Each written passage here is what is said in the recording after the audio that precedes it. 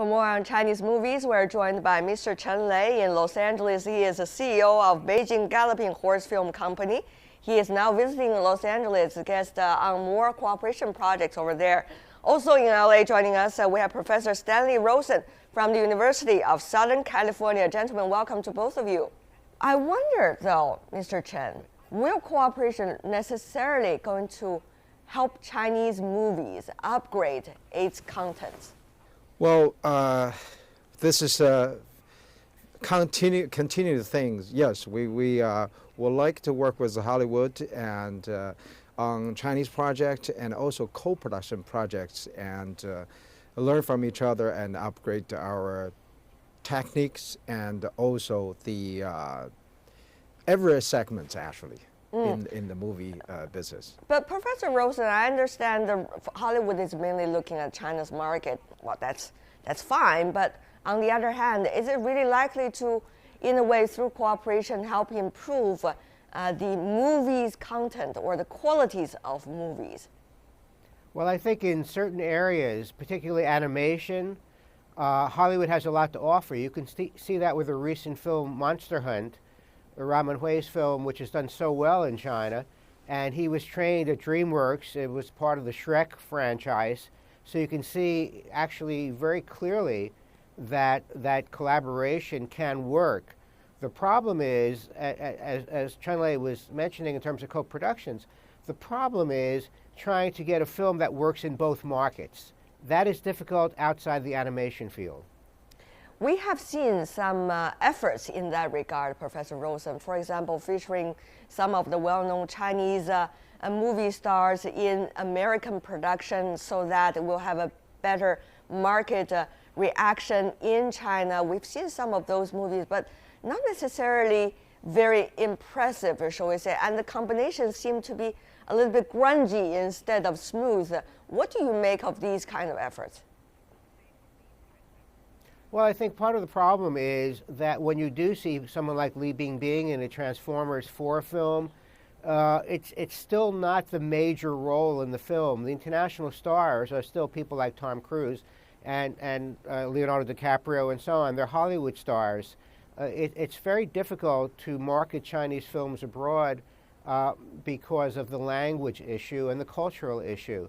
And putting one or two Chinese stars into a film in relatively minor roles, I would say, is not going to solve that problem. Mr. Chen, what do you make of it? I totally agree. As I think the culture issue, the language issue are pretty difficult to find a perfect match.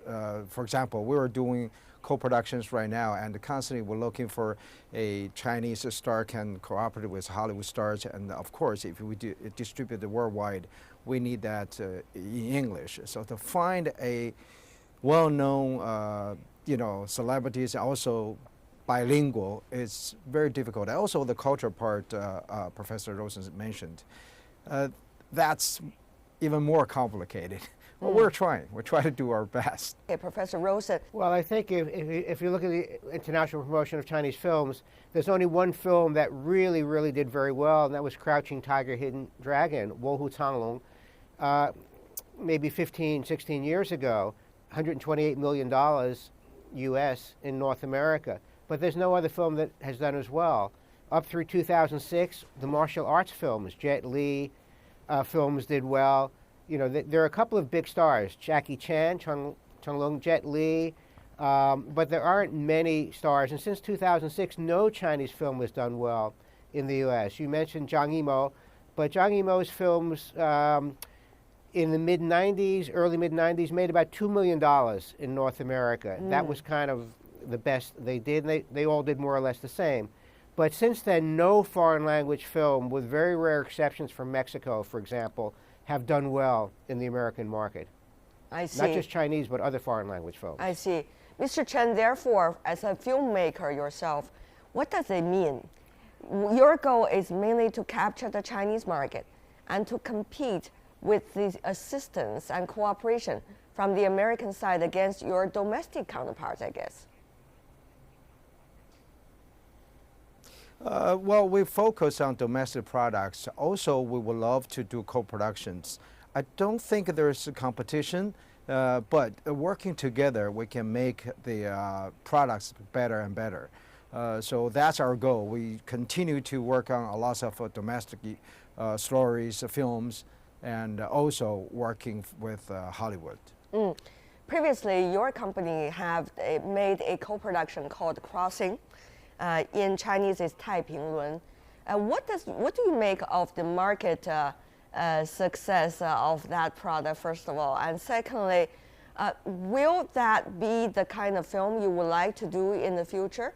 There have been different reviews, of course, about that film. Well, personally, I love that film. I love John Woo, the director, Rosen 导演.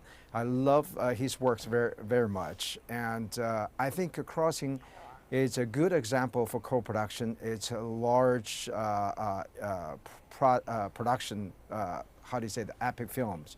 That films, there's two things. One, you make a commercial film which make very good box office revenues. The other thing is not necessarily good sales box office, but it's a good film. There's plenty of examples in Hollywood and in China. Crossing is one of those. It's good quality, very good quality films, even though the box office revenues in China is not that, great, but it's still good films. For example, this trip, I took that film with me to talk to the American producers. They love the films. Now we're working on have an international cut. We'll do that in United States, and we'll release that back to China again.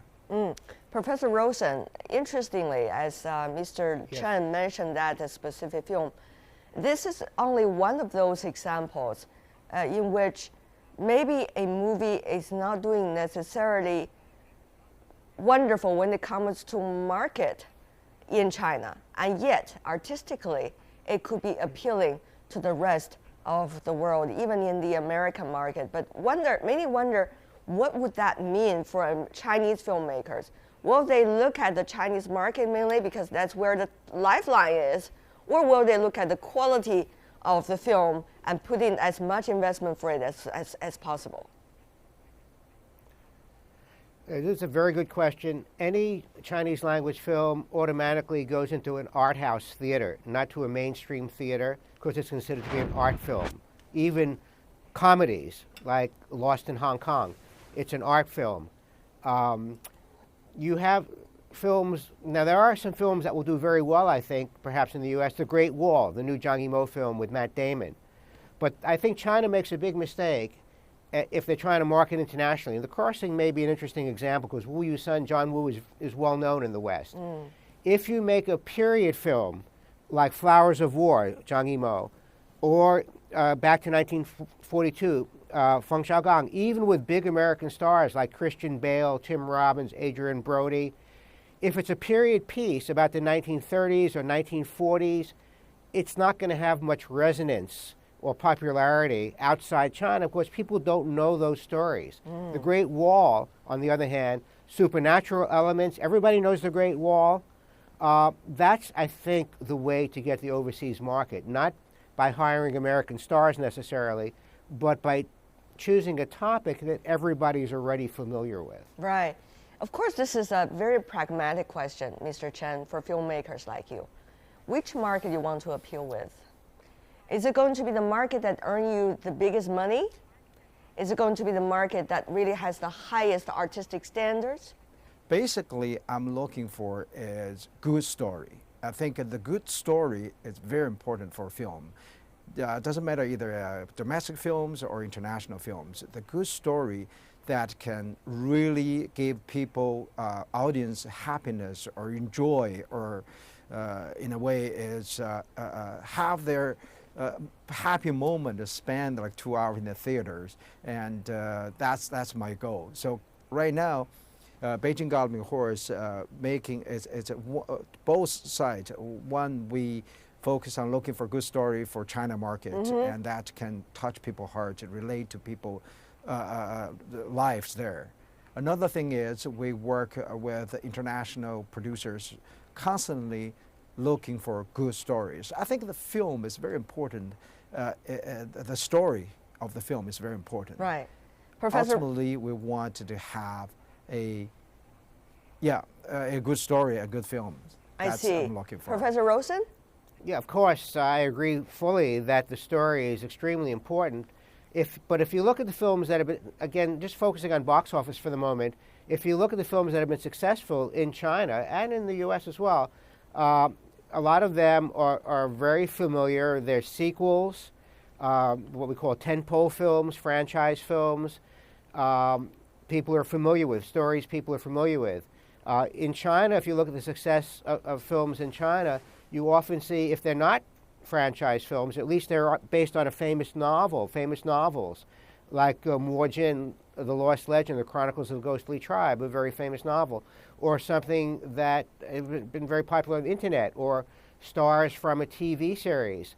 Betty Sun Lee, for example, making films, Breakup Guru, for example, and the follow-up to that film. So they're very familiar to audience. Very hard to find a new story that will resonate. Now, Zhen Bingxia, Pancake Man was a good example of a good, something which is a very nice comedy that people in China liked a lot. It won't translate well overseas, but for the China market, it worked very well. All right, and our conversation taking place at the time of the Spring Festival. So any recommendation for the viewers to go to in terms of movies? Chen Lei? Well, this year is going to looking very great for all the filmmakers in China. We hope that will be the case. Professor Rosen. Yes, well, there's always the He Pian, there's always the New Year films that do very well automatically.